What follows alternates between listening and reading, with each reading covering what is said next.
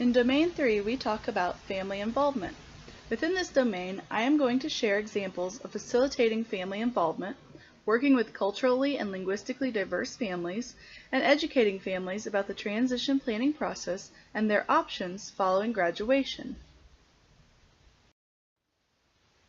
Understanding the goals of the family during transition planning can improve the quality of transition goals, which can then improve post-school outcomes for that student. Parents know their child better than anyone else, and they can help identify strengths, weaknesses, and interests. They are also someone that the student generally trusts and may rely upon to provide advice about employment, education, and independent living. In the article, The Voices of Parents, Post-High School Expectations, Priorities, and Concerns for Children with Intellectual and Developmental Disabilities, we learned that families place greater importance on the happiness and engagement of their child in the workplace rather than focusing on the income or other factors typically considered when seeking employment.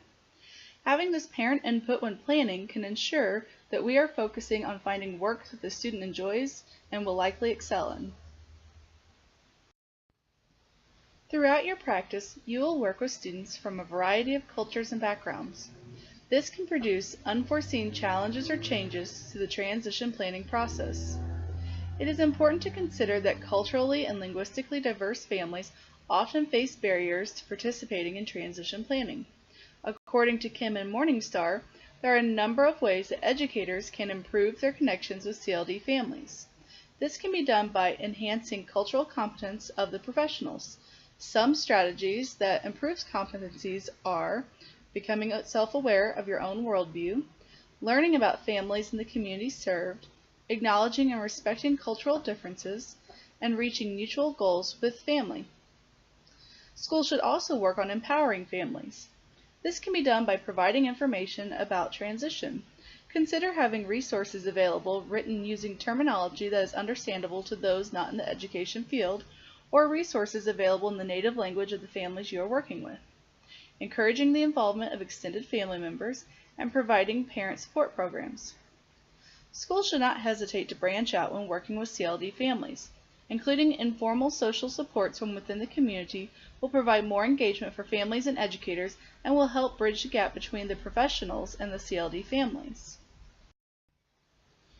When it comes to transition planning, families rely on the school to guide them through this process. While we as educators do this every day, transition is a whole new world for parents to try to navigate on their own. It is important that schools educate families on the process, their resources available in the community, and their options once their child turns 18. In the article, The Effects of Parent Training on Knowledge of Transition Services for Students with Disabilities, the researchers found that parents had more transition knowledge following an hour-long training session that accompanied a brochure, and they retain the information better after 30 days than families that only received the brochure.